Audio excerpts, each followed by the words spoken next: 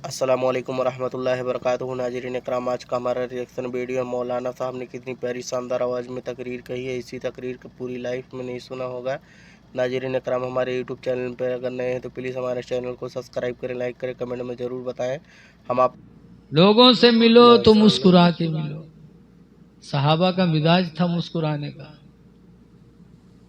एक मर्तबा अल्लाह के रसूल सल्लल्लाहु अलैहि वसल्लम बैठे थे। मिशकात शरीफ की हदीस है जहाँ बीवियों के साथ नरमी का बयान किया गया। क्या बात है कि अपनी बीवियों के साथ नरमी करो। हुजूर सल्लल्लाहु अलैहि वसल्लम की बीवियां हुजूर को घेरे बैठी थी और खर्चा मांग रही थी कि जो खर्च आप देते हो पूरा नहीं होता, आप खर्चा बढ़ाइए। सब घेरे बैठी थी। आज भी औरतें मांगती हैं, घर से निकले लाओ तो कहीं कुछ पैसा वैसा दे हो कि चलें जी हो। कहते कि नहीं कहते, बोलो घर में सब कुछ है लेकिन कुछ दे के जाओ। नबी करीम की बीवियां भी घेरे बैठी थी कि जो आप खर्चा देते हो पूरा नहीं लगता, आप बढ़ाइए। सरकार बैठे थे तो हजरत उमर रदी अल्लाह ताला अन्हु अपने घर से निकले और सोचा कि आज हुजूर के पास जाऊंगा और ऐसी बात करूंगा कि हुजूर को मुस्कुराहट आ जाए। हंसाने की नीयत से हजरत उमर हुजूर के घर तशरीफ ले गए और वहां गए तो हुजूर से एक मसला पूछा, हुजूर को हंसाने के लिए। कहा, हुजूर उस आदमी के बारे में आप क्या जवाब दे रहे हैं जिस आदमी की बीवी खर्च उससे मांगे और वो उतना न दे सके तो क्या करे। जैसे इतना पूछा वैसे हुजूर हंस पड़े, फरमाते उमर वही मामला तो मेरे घर में भी है, यही हाल मेरे यहाँ भी है। सब जुटी हुई हैं, मांग रही हैं, खर्चा ज्यादा मांग रही हैं। हजरत उमर रदी अल्लाह ताला अन्हु ने जैसे सुना वैसे उठे और उनकी बेटी हफ्सा हुजूर के निकाह में थी। हजरत उमर पहुंचे और अपनी बेटी हफ्सा का गला दबा दिया, गला पकड़ा, घटर हुआ। कहा, तू सरकार को तकलीफ दे रही है, खर्च ज्यादा मांग रही है, नबी के निकाह में रह करके सब्र नहीं करती। जो अल्लाह के रसूल दे रहे हैं उसी पे सब्र कर। हजरत अबू बकर आए, सुना तो उन्होंने अपनी बेटी हजरत आयशा का गला दबाया। कहा, हुजूर को तकलीफ दे रही है, खर्च ज्यादा मांग रही है। इससे दो चीजों का अंदाजा लगा। एक तो ये कि सहाबा हुजूर की मुस्कुराहट देखना चाहते थे, और दूसरा मसला यह भी मालूम हुआ कि सहाबा के दिलों में अपनी औलाद की मोहब्बत बाद में, नबी की मोहब्बत पहले थी। कोई अपने बिटिया के घटरुआ दबाई, लेकिन नबी करीम की मोहब्बत सहाबा के दिलों में कितनी थी। इसके नबी बहुत बड़ी दौलत है। इसी कहने वाले ने कहा, इश्क नबी ने दिल को मेरे दिल बना दिया, इश्क नबी ने दिल को मेरे दिल बना दिया, और महशर में मुंह दिखाने के काबिल बना दिया। ऐ लोगों, जियो तो नबी की मोहब्बत में जियो, लेकिन एक है दावा और एक है उसकी निशानी। दावा नबी से मोहब्बत का है तो नबी की सुन्नतों के आमिल बनोगे। बगैर नबी की सुन्नतों पर अमल किए नबी की मोहब्बत हो नहीं सकती। खुशनसीब हैं हमारे मरहूम प्रधान मोहम्मद असलम के लड़के, जिन्होंने अपने वालिद के इसाले सवाब के लिए इतना बड़ा प्रोग्राम किया है। लेकिन कुछ लोग कहते हैं कहीं हुआ चला जाते का, बोलो फातिहा करते हैं, खाना खिलाते हैं, तो क्या ये खाना कब्र में जाता है? हमारे यहाँ खन्नापुरवा में एक बाबा रहे तो झूठ बहुत बोलत रहे, तो गांव वाले उनके नाम रख दिए ना झूठारी बाबा। एक दिन झूठारी बाबा थे, कुछ बद अकीदा लोग पहुंचे और कहे लगे, बाबा ये बताओ कि सिन्नी सामने धरत हो, खाना धरत हो, फातिहा करत हो, कई मुर्दन के कब्र में जात है का तो जाहिल आदमी कहीं हाँ भैया रखत हैं तो जैते हुए तो कहीं जात हुई तो खैतो ही तो जुटारी बाबा कहीं हाँ भैया जय तो खैबे करी है तो कहते खात हुई है तो कब्र में हगतो ही बड़े बदतमीज होते हैं इसे लोग। हाँ। तो जुटारी बाबा सीधे साधे आदमी कहें हाँ भैया खइए तो हगबे करी है तो कहीं तुमरे मुर्दन के कब्र में बड़ी गंदगी रहा था तो जुठारी बाबा के नहीं भैया गंदगी नहीं रहा था कहीं का है कहीं हमारा मुर्दा पावत है खात है हगत है और तुम्हारा मुर्दा कुछ पावत नहीं है तो दौड़ दौड़ के वही का साफ किया करत है याहर से आमदनी वहर खर्चा। हाँ। जैसे को तैसे जवाब। हाँ? बताओ कहा था फातिहा करो तो खाना खिलात हो तो कब्र में जात हुई है। हाँ? ऐ लोगों बकरा ईद के टाइम पर हम लोग अपने जानवर की कुर्बानी करते हैं। बोलो सुन्नी भी करते वहाबी भी करते और बकरा ज़बा करने के बाद बिस्मिल्लाह अल्लाहु अकबर के बाद ज़बा करने वाला खड़े होकर के दुआ मांगता है। बकरा सामने पड़ा है दुआ मांगने वाला दुआ मांगता है अल्लाहुम्मा तक़ब्बल हाज़िहिल उज़हिय्या अल्लाह तो इस कुर्बानी को कबूल कर ले मिन फला इब्ने फला फला बिन फला की तरफ से कमा तक़ब्बलता मिन खलीलिका सैयदना इब्राहीम जैसे कि तूने हमारे सरदार अपने दोस्त इब्राहीम की तरफ से कबूल किया है अल्लाह कबूल कर ले। तो दुआ मांगते हैं बकरा सामने तो ये बकरवा हुआ जात है। कुरान से पूछो न बकरा जाता न गोश्त जाता न उसका खून जाता। कुरान में अल्लाह फरमाता लन यनालल्लाह लुहूमुहा वला दिमाउहा हरगिज़ हरगिज़ अल्लाह की बारगाह में न इसका गोश्त जाता न इसका खून जाता। तो जब जात ने तो काहे फोकट के 15-20 हजार रुपया बहावत कुछ नहीं जाता। अल्लाह फरमाता है न बकरे का गोश्त जाता न इसका खून जाता वलाकिन यनालहु तक़वा मिनकुम लेकिन सिर्फ तुम्हारी परहेजगारी अल्लाह के यहाँ जाती है तुम्हारी नियत जाती है तुम्हारा नजराने अकीदत जाता है गोश्त नहीं जाता खून नहीं जाता। फिर भी हम कुर्बानी करते हैं दुआ मांगते हैं ऐसे ही हम खाना बना के शीरीनी बना के सामने रख करके दुआ करते हैं। शीरीनी तो नहीं जाती खाना तो नहीं जाता लेकिन मोमिन की दिल की नीयत जाती है।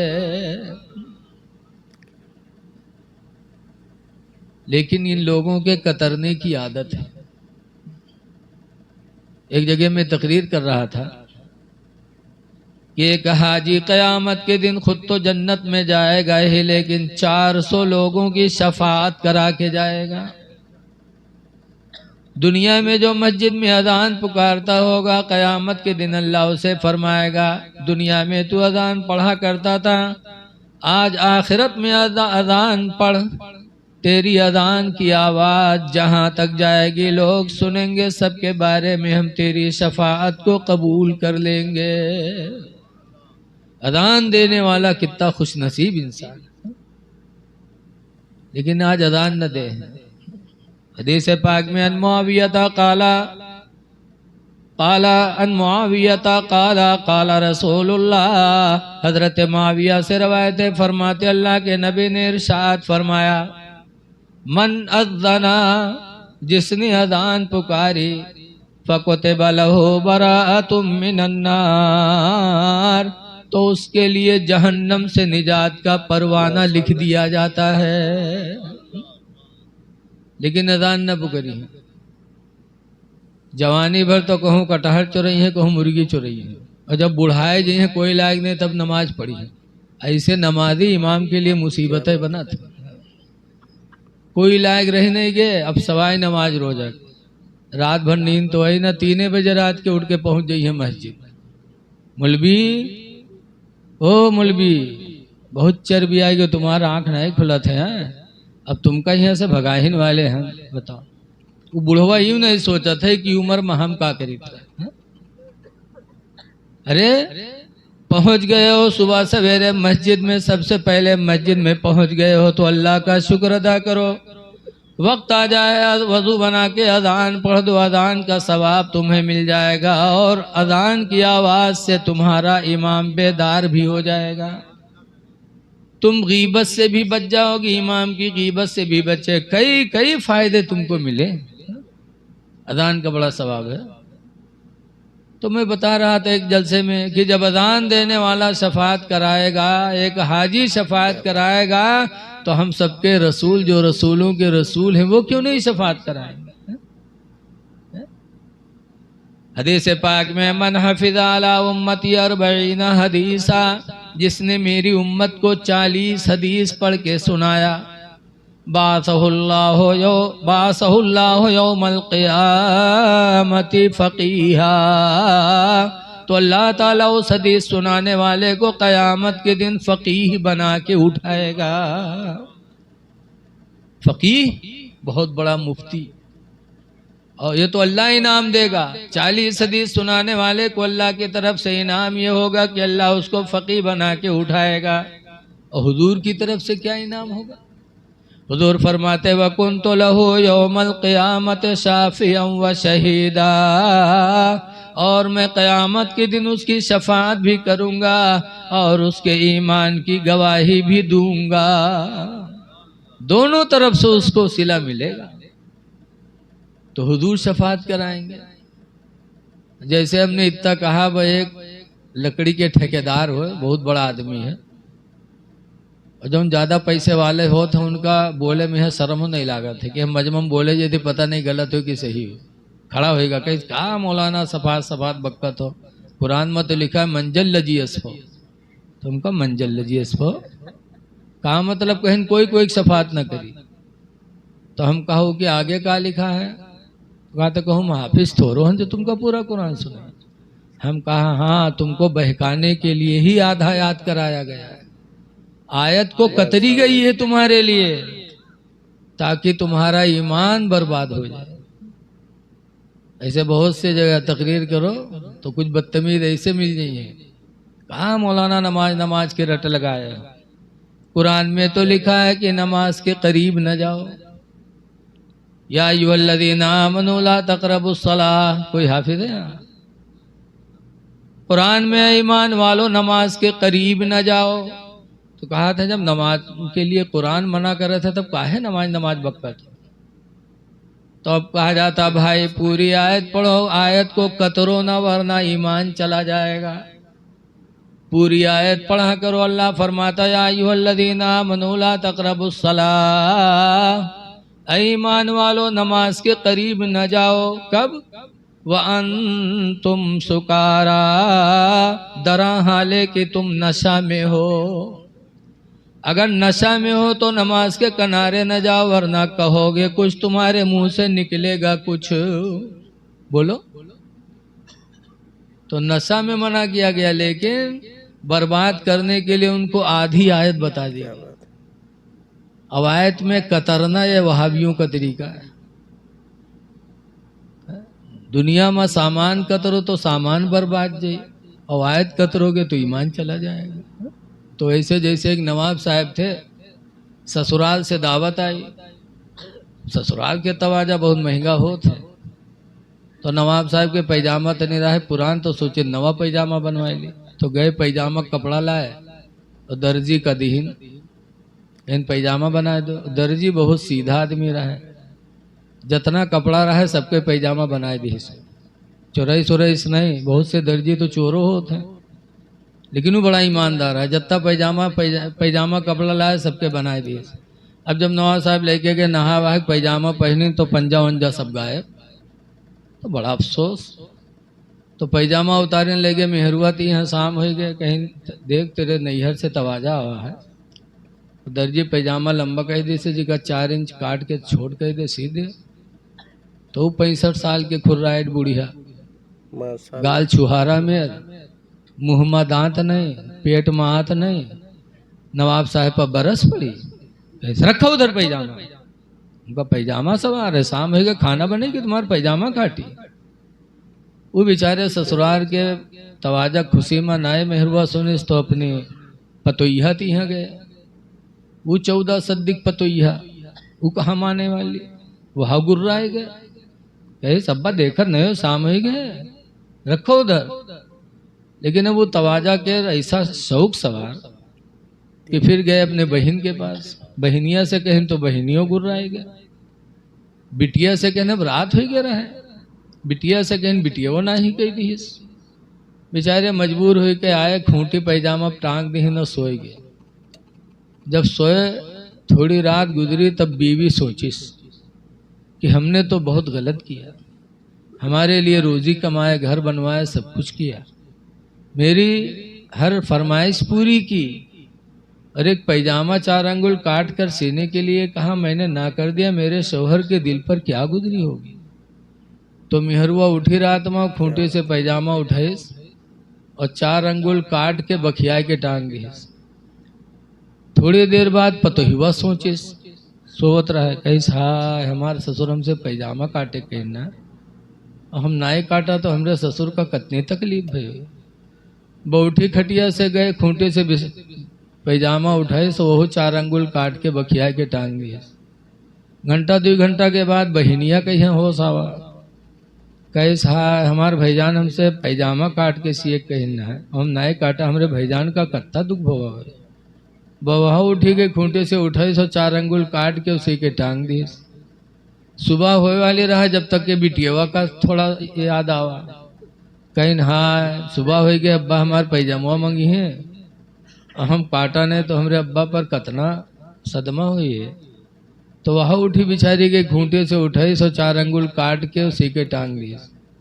सुबह भय तो नवाब साहब मेहरुआ से कहने रे सी दे रे, वो का काट दे, कहीं काट दिया, जाओ पहन लो, रात में सी दिया रहा। बड़े खुशी से नवाब साहब नहाइन वहन फिर और गए। जब खूंटे से उठाए नो पैजामा पहने तो पैजामा का हुआ नेकर हो गया। तब नवाब साहब अपन खोपड़ी पीटे लगे, कहीं हाय अल्लाह यूं कौन मुसीबत आएगी।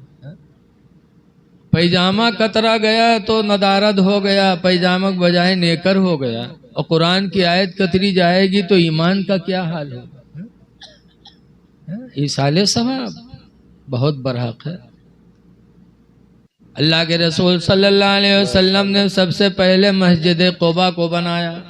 सबसे पहली मस्जिद जो बनाई गई कौन है, वो मस्जिद क़ुबा बनाई गई। फिर मस्जिद क़ुबा में हजरत अबू हुरैरा सहाबी जब हाजिर हुए तो उन्होंने पूरी उम्मत तक, क़यामत तक के आने वाले मुसलमानों को एक वसीयत की थी, मन अदरक हादल मस्जिद, जो भी मुसलमान इस मस्जिद में आए, फलयुसल्ली रकातैन, तो चाहिए कि इसमें आने के बाद 2 रकात नमाज पढ़ ले। सुम्मा यक़ूलो, फिर वो दुआ मांगे, अल्लाहुम्मा हातैनि रकातैन लिअबी हुरैरा, ऐ अल्लाह इन दोनों रकातों का सवाब अबू हुरैरा को अता हो। पता चला कि आमाल का सवाब दूसरे को पहुंचाया जा सकता है। जैसे कि अबू हुरैरा ने पूरी उम्मत के लोगों को वसीयत किया था कि जो भी इस मस्जिद में आए तो 2 रकात नमाज पढ़ के मेरे रूह को इसाले सवाब करा। तो चाहे नमाज हो, कुरान हो, इन चीज़ों को पढ़ करके हम दुआ करते हैं, सदका करते हैं, यकीनन ये सदका हमारे आपके हक में बेहतर होगा। आज प्रधान मोहम्मद असलम मरहूम, अल्लाह उनकी कब्र को मुबारक फरमाए। कब्र बड़ी कठिन जगह है, लोगों कब्र को याद करो। हजरत उस्मान गनी रदी अल्लाह ताला अन्हु, कितना बड़ा दर्जा हजरत उस्मान।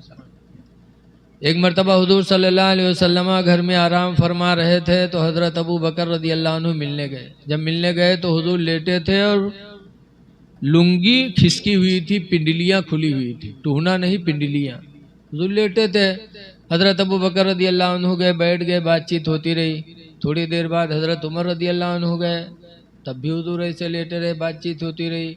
थोड़ी देर बाद हजरत उस्मान मिलने के लिए गए। जब उस्मान गनी गए तो हुजूर ने उस्मान को देखा तो उठ के बैठ गए और अपनी पिंडलियों को छुपा लिया।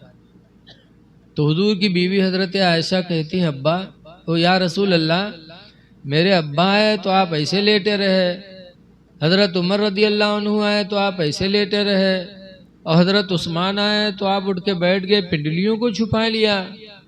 तो हुजूर फरमाते, आयशा मैं उस्मान से क्यों ना हया करूं, उस्मान से तो जन्नत के फरिश्ते भी हया करते हैं। उस्मान से मैं हया क्यों ना करूं, उस्मान से जन्नत के फरिश्ते भी हया करते हैं। माशाअल्लाह। ऐसे उस्मान जब कब्र पे जाते थे तो रोते थे, इतना रोते कि उनकी दाढ़ी आंसुओं से भीग जाती। पूछने वालों ने पूछा, है उस्मान तस्कुरुल जन्नह वला तबकी, उस्मान तुम जन्नत का बयान करते हो रोते नहीं हो, व तस्कुरुन्नार वला तबकी, और जहन्नम का तस्करा करते हो कभी रोते नहीं हो, लेकिन कब्र पे आते हो तो तुम रोते हो, इसकी वजह क्या है? तो हजरत उस्मान ने कहा था, क्यों न रोऊं, कब्र के बारे में मेरे नबी ने फरमाया है, अल कब्र मंजिलुम मिन मनाजिलिल अल कब्र अव्वलु मंजिलुम मिन मनाजिलिल आखिरा, कब्र आखिरत की मंजिलों में सबसे पहली मंजिल है। आखिरत की मंजिल में सबसे पहली मंजिल है, इसलिए मैं रोता हूँ कि खुदा जाने इस मंजिल में मुझे कामयाबी मिले कि न मिले। इसीलिए हजरत उमर फारूक आजम रदी अल्लाह ताला अन्हु दुआ किया करते थे, या अल्लाह तू मुझे इंसान न बनाता, काश दुनिया का कोई तिनका बना देता ताकि कब्र में हिसाब देने से मैं बच जाता। बड़ी कठिन जगह है कब्र। लेकिन आज हम लोगों के दिल इतने ढीठ हो गए हैं कि कब्र से भी डरते नहीं। एक बुढ़वा रहा है, बीमार हुआ तो के लड़का का घेर के बैठे, अब्बा ये बात अब्बा वो बात, बुढ़ापा का आलम रहा है। तो बुढ़वा कहते, भैया रे अभी हम बचबे ना, हम मरी जेबे। तब अब्बा तो कहें जो हम मर जेबे ना तो हमरे कफन में पुरान कपड़ा दियो नवा न दियो। लड़को कहें, अब्बा यूँ कहाँ हो सकत है कि तुम घर बनवाओ, जमीन खरीदो, सब कुछ कियो, हम लोग कफन में पुरान कपड़ा देवे, गांव वाले कहा कहीं अब्बा? तो बुढ़वा कहते, गांव वाले चक्कर में पड़ के क्या सारे हमको फंसाए दे हो रे तुम लोग। कहीं कहा है अब्बा? कहने रे पुरान कपड़ा में हमका लपेट के रखियो कब्र में, ताकि जब फरिश्ते सवाल करे आई हैं और देखिए कफन पुरान तो कहे तो बहुत पहले मर चुका है, कहीं हिसाब होएगा भाई, छोड़ो। तो छोड़ छाड़ चले जाइए और नवा कफन में लपेट कर रखियो, जुड़ते जुट जाइए कि नहीं जुटी है रे बताओ। ऐसे ऐसे दलाल बुढ़वा पड़े हैं कि जिंदगी भर तो दलाली करवे कि ने मरे के बादो सोचा था कि हूँ 420 के निकल जाएगी। लेकिन यकीन जानो खुदा की पकड़ बहुत सख्त है। अल्लाह कुरान में फरमाता, इन्ना बतशा रब्बिका लशदीद,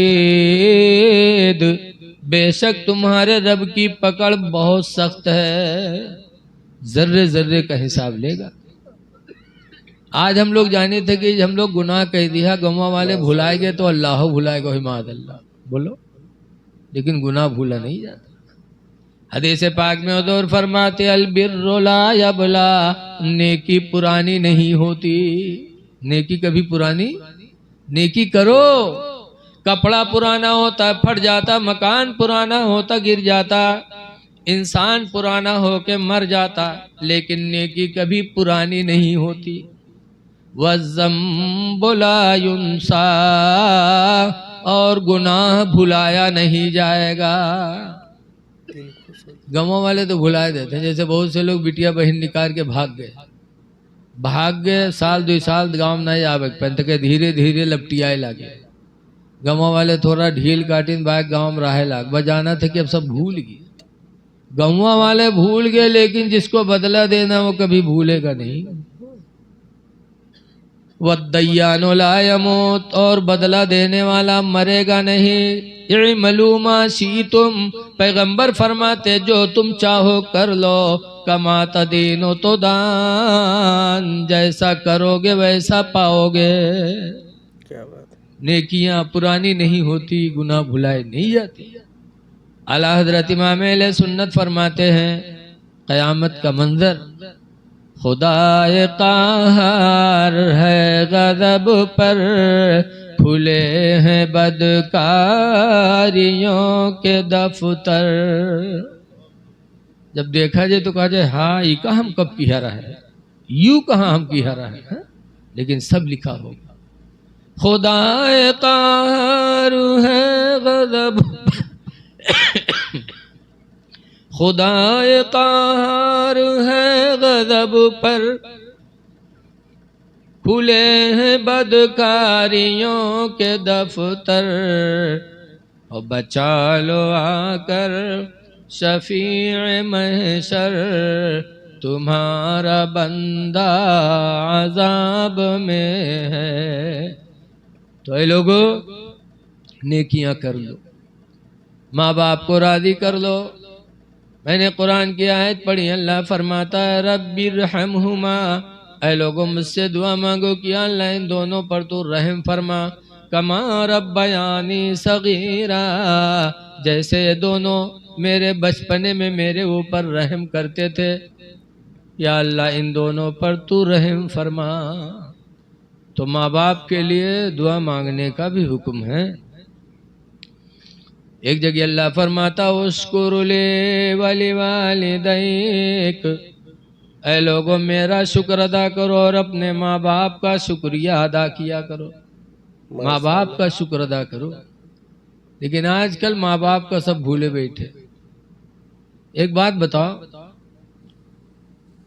माँ बाप के ताल्लुक से हदीस में आया है, हुजूर फरमाते इन्ना बन अबवाबुल जन्ना, बेशक बाप जन्नत का दरवाजा है। और माँ के बारे में आया इन्नल जन्नत तहत रिजलिहा, कि बेशक जन्नत माँ के पैरों के नीचे है। अच्छा, पीरो साहब के बारे में कहूँ लिखा है कि पीर साहब जन्नत के दरवाजा हूँ। हम तो भैया नहीं पढ़े वढ़े, हमारे हजरत इल्म वाले हैं, हो सकता उन्होंने देखा हो, लेकिन इस तरह सराहतन जैसे हदीस में बाप को जन्नत का दरवाजा बताया गया, मुझे नहीं मालूम पीर के बारे में बताया गया कि माँ के पैरों के नीचे जन्नत है। हमने नहीं सुना पैर पीर के पैर के नीचे जन्नत है। लेकिन आज हम माँ बाप की तरफ तवज्जो नहीं करते, पीर साहब की तरफ दौड़ते हैं। हमने तो यहाँ तक सुना है कि मदीने के करीब एक साहब ने मिन्नत मानी कि अल्लाह मुझे शिफा दे दे तो मैं काबा की चौखट चूमूंगा। मिन्नत मानी, ठीक हो गए। तो हुजूर के पास आए तो उन्होंने कहा इन्नी नजर तो अनुक़ब्बिला क़बतल काबा, अल्लाह के रसूल मैंने मिन्नत मानी थी कि काबा की चौखट चूमूं। तो कहा अपनी नजर पूरी करो। कहा मैं मक्का नहीं जा पाऊंगा, मेरे पास पैसा नहीं कि सवारी से जाऊं, ताकत भी नहीं कि पैदल जाऊं, मैं मक्का नहीं जा सकता, काबा कैसे चूमूं। तो सरकार ने फरमाया था युरजी इला बैतिका, मक्का नहीं जा सकते तो अपने घर वापस चले जाओ। वक़ब्बिल क़दमै उम्मिका, और अपने माँ के दोनों पैरों को जाके चूम लो, अल्लाह ताला तुम्हें काबा की चौखट के चूमने का सवाब अता फरमा देगा। माँ के कदम चूमो। लेकिन आज माँ का कदम कोई नहीं चूमता, पीर के पैर चूमे थे। पीर का पैर चूमना है जायज? जायज नहीं। जिसको नबी फरमाते हैं उसकी तरफ हमारी तवज्जो नहीं, और पीर साहब का चूमे खातिर परेशान है। चूम लें बस।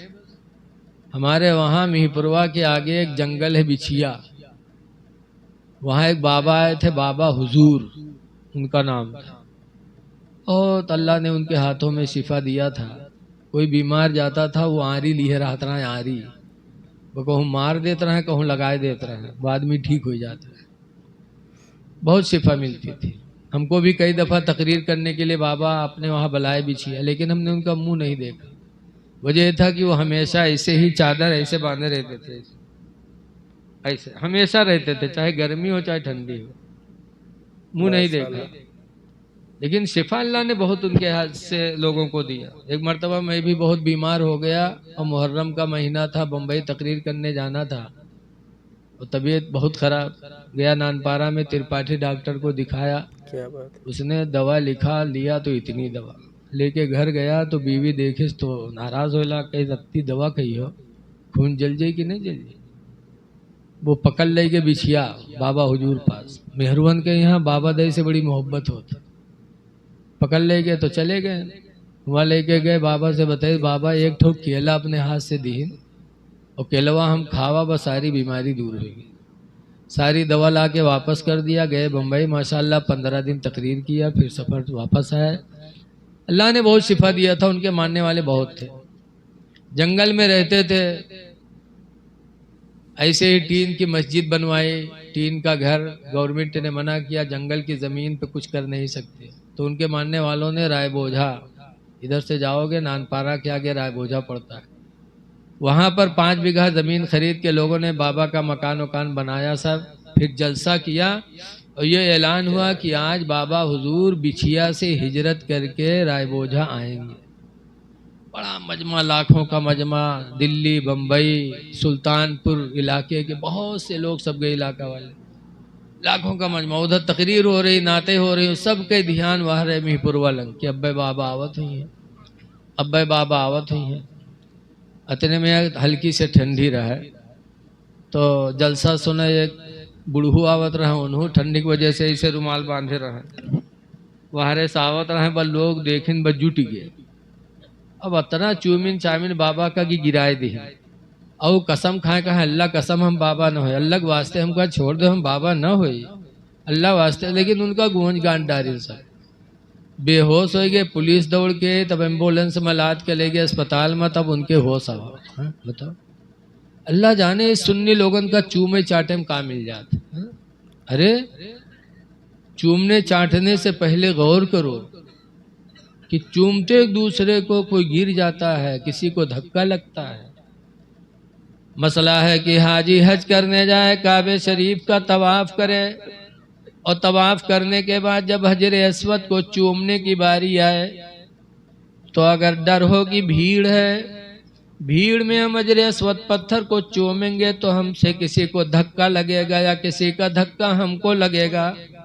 तो मसला है कि अगर धक्का लगने का डर है तो हजर अस्वद को चूमो ना, दूर ही से उधर हाथ का इशारा करके अपने हाथ को चूम लो तो हजर अस्वद के चूमने का सवाब मिल जाएगा।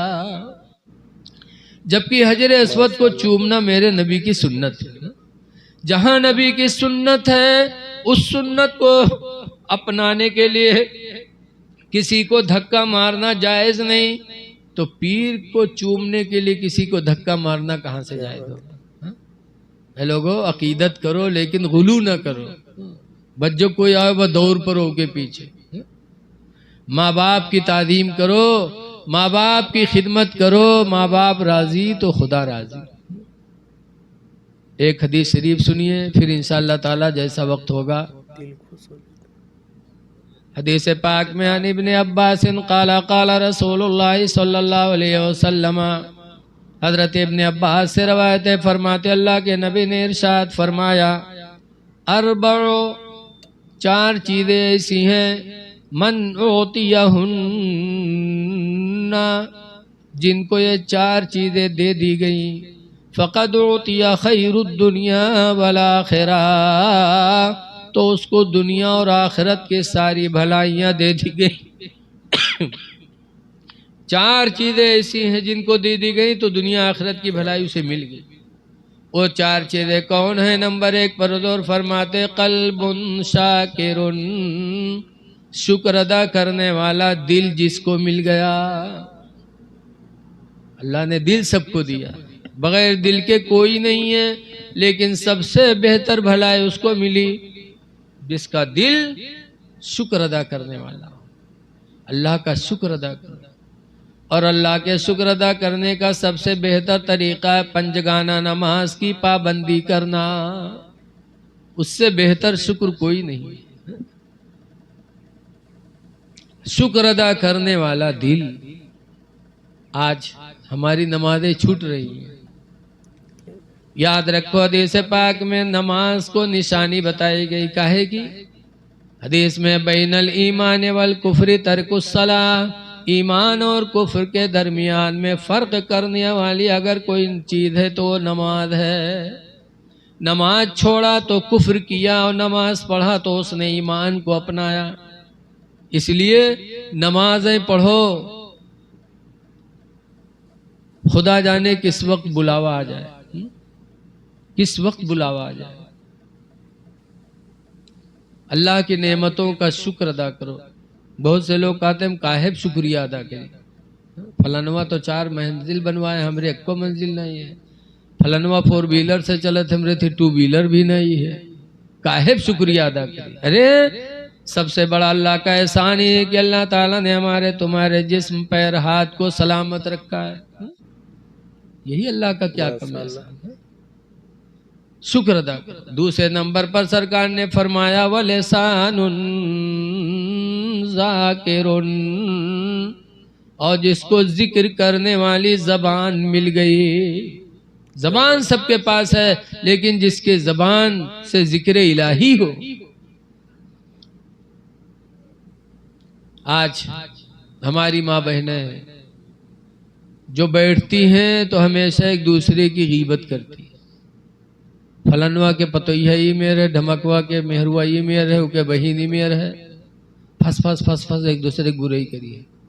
और कहूँ अगर पकड़ गई साखी शहादम बुलाई गई कि तुम काहे के बुराई किया रहा, तो कहें कोड़िहाय जी हम बोलबे नहीं किया रहा, फौरन कहे हम कोड़िहाय जी हम कहबे नहीं किया रहा, आँखें फूट जाए हम तो उनको बोलबे नहीं किया। बहुत बड़ी झुट्ठिन होती। हमारे यहाँ मदरसा अजीजुल उलूम नानपारा के पास सोनारों की दुकान है गैर मुस्लिमों की। अक्सर नकाब वाली औरतें आएंगी पर्स टांग टांग के और सामान लेंगी। एक मरतबा एक नकाब वाली औरत सोनार से कहे धुका देखा ओका देखा ओका देखा, वो 200 सामान निकाले ला, वो एक सोने की अंगूठी उठा के पर्स में गप से धई ली। अब वो जब गिनीस तो देखी से एक अंगूठी कम, तो कहते एक अंगूठी कम है। कहते भैया हम नहीं जाने थे। ना तुम्हारे अलावा किसने लिया? कहीं भैया आंखें फूट जाए हम नहीं लिया भैया। कहीं देना पड़ेगा तुमको, तुम्हारे पास है, लिया किसने? कोई था नहीं, तुमको देना पड़ेगा, नहीं दोगी तो हम अभी तुमको नंगा कर देंगे। अंगूठी तुम्हारे पास है। जब वो सोनार इतना सख्त हुआ तब मजबूर होकर के उसने पर्स से निकाला। ये क्या तरीका है? ये इस्लाम की भी तौहीन है, मुसलमानों की भी तौहीन है। पर्स टांग टांग के चली है मार्केट में ही है। ऐ मेरी माँ बहनों, हदीस पाक में तो है वला तहजुरहा इल्ला फिल बैत। हुजूर फरमाते बीवी को घर के अलावा कहीं तन्हाई में न छोड़ो। घर में बीवी को तन्हा छोड़ सकते हो, बाकी कहीं तन्हा न छोड़ो। यहाँ मार्केट में अकेले टहरा था पर्स टांग टांग के, तो फिर नबी की सुन्नत के खिलाफ हुआ कि नहीं हुआ? हुजूर के ज़माने में एक साहब दिल्ली बम्बई की तरह कमाने निकले अपने वतन से। हदीस में कि जब वो निकले तो कहाँ रहते थे? ससुराल में। नीचे सास ससुर, ऊपर वाले मंजिल में बिटिया दामाद। दामाद साहब निकले तो उन्होंने अपनी बीवी से कहा हदीस में फ़क़ाला लिज़ौजतिही, तो उन्होंने अपनी बीवी से कहा ला तंज़ली मिनल उलुव्वि इलस्सफ़ली, ऐ मेरी बीवी तुम ऊपर से नीचे न उतरना, हत्ता रुजिअ मिन सफ़रिना, जब तक कि मैं सफ़र से वापस ना आ जाऊं। जा रहा हूँ बाहर, जब तक आऊँगा ना नीचे न उतरना। अब आज हम लोग गए थे दिल्ली में तो कहाँ गए थे? खेतौआ देखे रहे रे चर न जाए, भैंसिया देखे भैंसिया जाने रहे। जब ही सब वसीयत कह के जो तो मेहरुआ घर में कहाँ रही बेचारी, वो मना करके चले गए। नीचे उसका बाप था, देश में फमरदा अबूहा, तो उस लड़की का बाप बीमार हुआ। जब बीमार हुआ लड़की ने सुना ऊपर, तो शौहर मना करके गया था। जब सुना तो हदीस में अरसलत इमरातन इला रसूलिल्लाह, तो उसने एक औरत को हुजूर के पास भेजा कि जाके मसला पूछो कि शौहर मना करके गए थे, बाप बीमार हो गया, इसी सूरत में मैं बाप के इलाज के लिए नीचे उतर सकती हूँ कि नहीं? हदीस में फ़क़ाल रसूलुल्लाह ला हत्ता ततीअल ज़ौजके, सरकार ने फरमाया नहीं नहीं, उससे कह दो कि वो अपने शौहर की फर्मा बरदारी करे, उससे कहो कि तू अपने शौहर की फर्मा बरदारी कर। नहीं उतरी, बाप का इलाज होता रहा, लेकिन हदीस में फस्तद्द मर्ज़ु अबीहा, तो उसके बाप की बीमारी और बढ़ गई।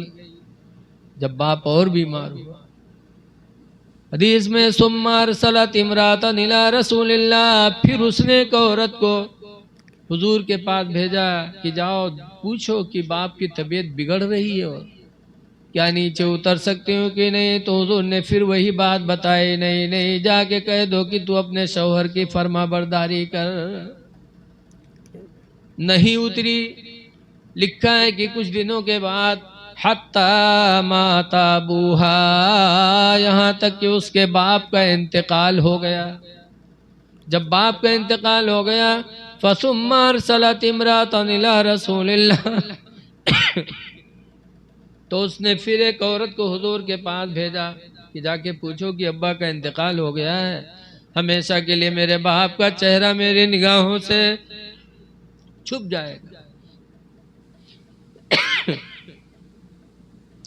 क्या अपने बाप के चेहरे को देखने के लिए नीचे उतर सकती हूँ। फ़क़ाल रसूलुल्लाह ला हत्ता ततीअल ज़ौजके, नबी ने फरमाया नहीं नहीं, उससे कह दो कि तू अपने शौहर की फर्मा बरदारी कर। नीचे नहीं उतरी। बाप का जनाजा तैयार हुआ, उसके जनाजे में हुजूर तशरीफ ले गए, सरकार ने नमाज जनाजा पढ़ाए, फिर उसको दफन किया गया। जब मिट्टी हो रही थी, दफनाया जा रहा था, तब गैबी आवाज आई है, क़द गफ़रतुहु बिहसनाति बिन्तिही, मैंने इसको इसकी लड़की के नेकियों के वसीले से मैंने बख्श दिया। हुजूर मुस्कुरा के फरमाते हैं, लोगों देखो देखो, आज वो खुश नसीब दुनिया से जा रहा है कि अपने आमाल की वजह से नहीं, बल्कि अपनी लड़की के नेकियों के वसीले से बख्शा जा रहा है। ऐ लोगों, ऐ मेरी माँ बहनों, ऐसी ऐसी औरतें थीं कि अपने घरों में रहती थीं, बाप का इंतकाल हो रहा है लेकिन शौहर के कहने के मुताबिक नहीं निकली, लेकिन उसका सिला क्या मिला कि बाप भी बख्श दिया गया और इंशाअल्लाह लड़की का भी आखिरत, लड़की की आखिरत भी बेहतर ही होगी।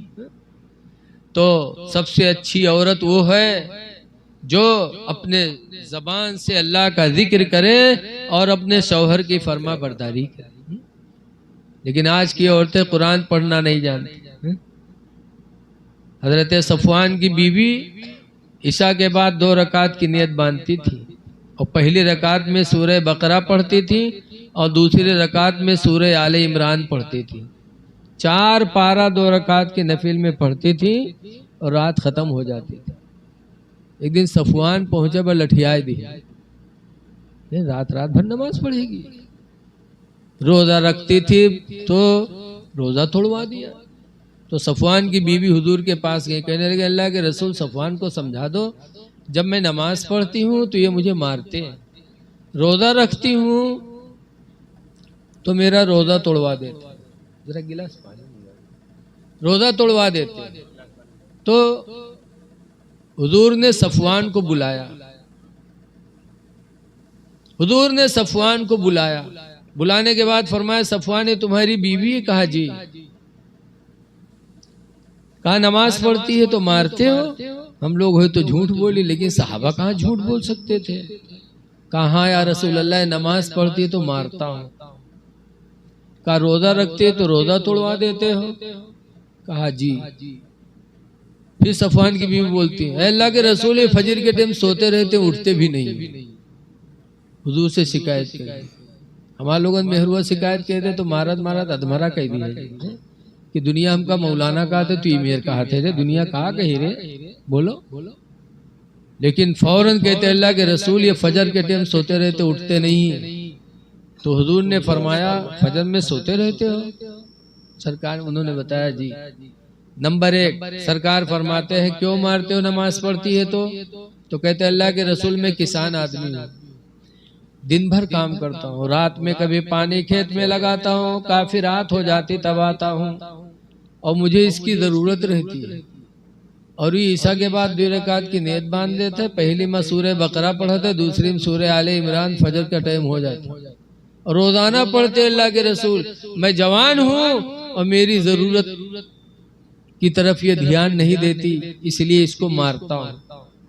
दरूद शरीफ पढ़ लीजिए। नारे तकबीर, नारे रिसालत, वसीम खुल्दे बरी कॉन्फ्रेंस, जश्न ईद मिलादुन्नबी, हुजूर मुफ्ती साहब क़िबला, नारे तकबीर, नारे रिसालत।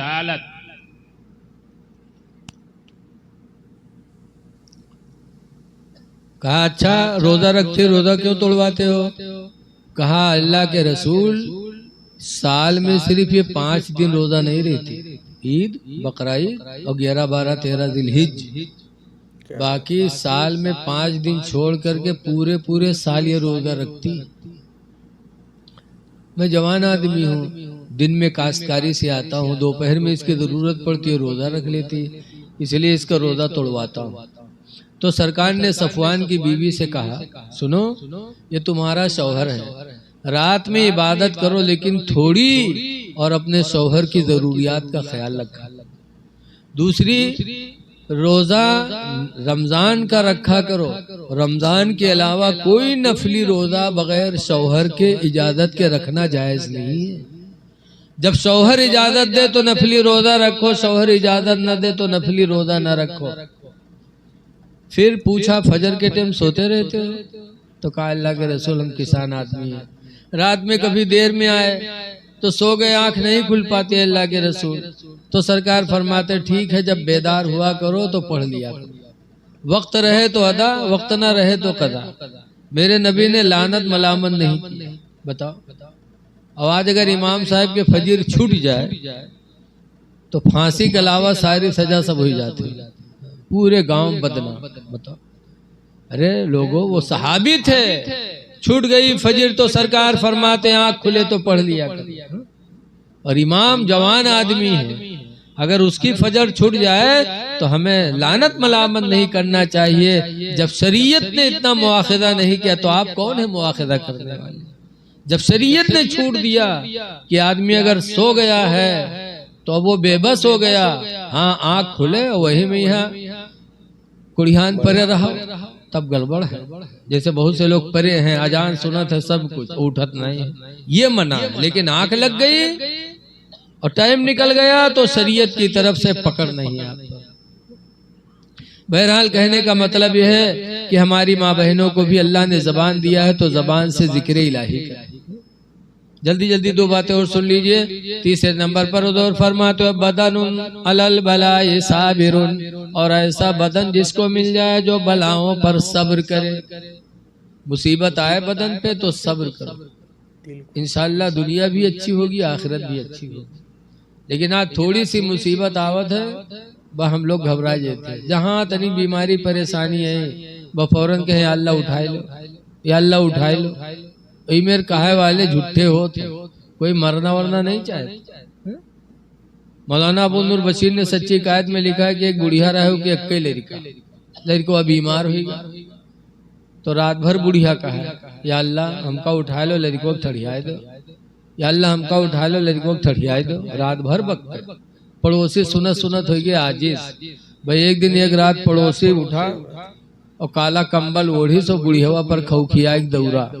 ब बुढ़िया खटिया से कूद के भाग तो हरे लंग दौरा उका तो कहा थे भैया कुआ कुआ, रुक हम मलकुल मौत हुई रूह निकाले आए।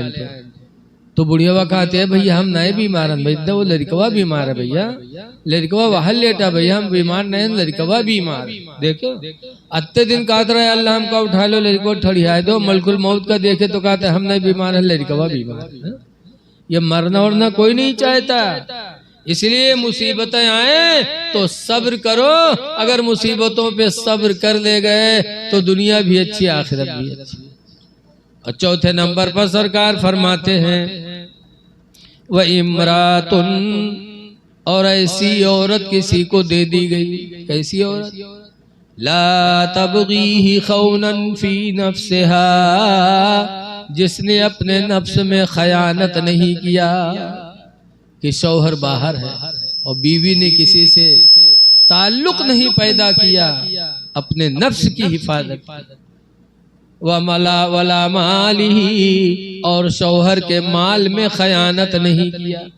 माल में खयानत बहुत सी औरतन की आदत है कि जब ससुराल से नैहर जई है मई का तो बैग भर के जई है, पूछो इमा कहा तो है कपड़ा पड़ा है, और खोलो तो कहूँ अढ़री की दाल मिली उमा और कहूँ काजू बादाम मिली। ससुराल से चुराए चुराए लेके जई है नैहर। ये माल की खयानत है, शौहर के माल की खयानत अल्लाह को पसंद नहीं है। ऐ मेरी माँ बहनों, अपने शौहर के माल की हिफाजत करो, अपने नफ्स की हिफाजत करो। अगर ऐसी तुम हो गई तो तुम्हारे शौहर की भी भलाई और तुम्हारी भी दुनिया आखिरत अच्छी हो जाएगी। अल्लाह ताला हमको आपको इन कामों के करने की तौफीक अता फरमाए। और देखिए, ठंडक का महीना है, ज्यादा वक्त लेना मुनासिब नहीं है। बस आप हजरात से यही गुजारिश है कि कुछ भी करो तो अल्लाह की रजा के लिए करो। इसाले सवाब की महफिल हाफिज सद्दाम साहब ने किया है तो ये भी रजा इलाही के लिए होना चाहिए। कुरान में है 21वें पारे के शुरू में वरिज़वानुम मिनल्लाहि अकबर, अमलों में सबसे बड़ा अमल क्या है? तो अल्लाह ने फरमाया रिजवानुल्लाह, अल्लाह को राजी करना। रिजवानुम मिनल्लाहि अकबर, अल्लाह की तरफ से सबसे बड़ा अमल जो है वो रज़ा इलाही। तो नमाज पढ़ो तो रज़ा इलाही के नियत से, हज भी करो तो रज़ा इलाही के नियत से, उम्रा करो तो भी रज़ा इलाही के नियत से, ढिढोरा पीटने के लिए नहीं। बहुत से लोग तो इके मारे करेंगे। जैसे उमें लिखा है ना मौलाना अब्दुल मुस्तफा आजमी कि दुई ठोरे जात रहे आपस में मिले तो मुसाफा मिलेंगे। और मुसाफा मिला के बाद एक पूछा था कि भैया आपके नाम क्या है? तो कहें हाजी अब्दुल रहीम। अच्छा, तो कहे हाजी अब्दुल रहीम, मुझसे पूछिए ना आपके क्या नाम है भैया? तो कहें नमाजी अब्दुल करीम। तो हाजी चौंके, कहीं नमाजी अब्दुल करीम, कहीं का है? कहीं यूं नाम हम नहीं सुना रहे नमाजी अब्दुल करीम। तो कहीं का है तुम जिंदगी में एक हज की है हो तो हाजी अब्दुल रहीम कहा था। हम रोजाना 5 वक्त नमाज पढ़ते हैं, रोजाना 5 दफा पढ़े थे तो नमाजी अब्दुल करीम नहीं कह सके थे। तब हाजी चुप। तब डांटे, कहे तुम्हें शर्म नहीं आती है? मैंने नाम पूछा था तो अब्दुल रहीम बता देता, हाजी क्यों लगाया? इसका मतलब तुमने हज इसलिए नहीं किया कि खुदा राजी हो, हज इसलिए किया ताकि दुनिया में तुम ढिढोरा पीटो।